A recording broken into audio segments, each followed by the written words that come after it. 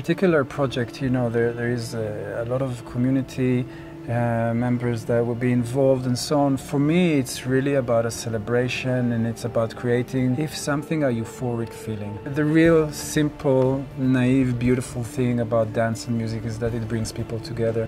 For me, before that performance, it's a real sense of excitement about presenting something celebratory. The piece has progressed quite a bit since the intensive. The young people have picked up really, really well. The intentions and the movements and just committing 100% behind it. It's been amazing working with these groups. I can see them really growing as performers and as like young professionals. I can see them growing. I'm not really light on them. I'm very heavy and I'm very hard, and I push for a lot of discipline and I really push them, but they're taking every challenge. And yeah, they've really developed and really come on a lot.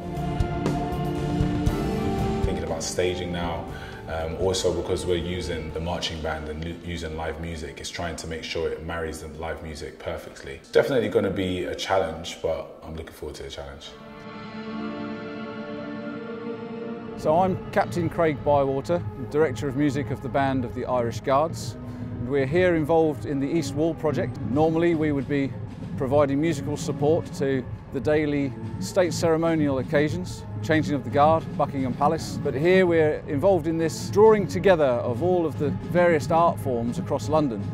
Well, I think that our participation in the show came about really by the fact that it is here in the Tower of London. And there is that element of heritage, a band like ours that would perform in a venue such as this on a fairly regular basis. Hofesh himself, he's a big fan of drums and drumming.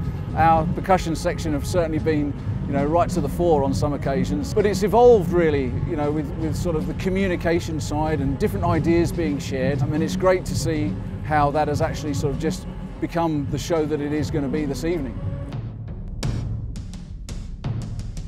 So we're doing something slightly different to what we normally do. At the moment, it's almost like we're creating abstract music that's more of a soundscape, looking at the way the music from the string section and the drums and the band and all different elements of the piece go together and how we can complement that with our sound. For the Go Vocal Collective, this has been the most exciting week because we've kind of been seeing all the different elements come together, and we can visually see and also hear where our voices are kind of helping the dancers and helping the band kind of bring to life the music. It feels amazing, it feels really privileged, and we feel very grateful to be here, to be part of something that's quite historic.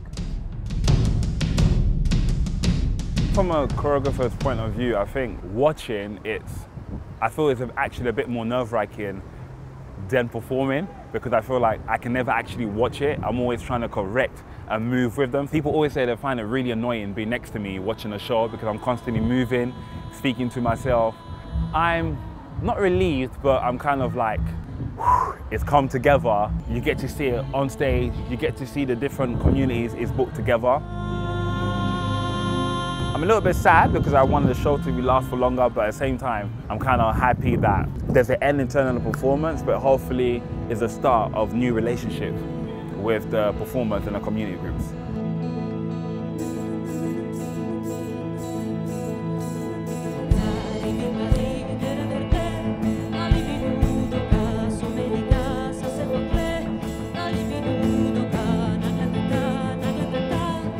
I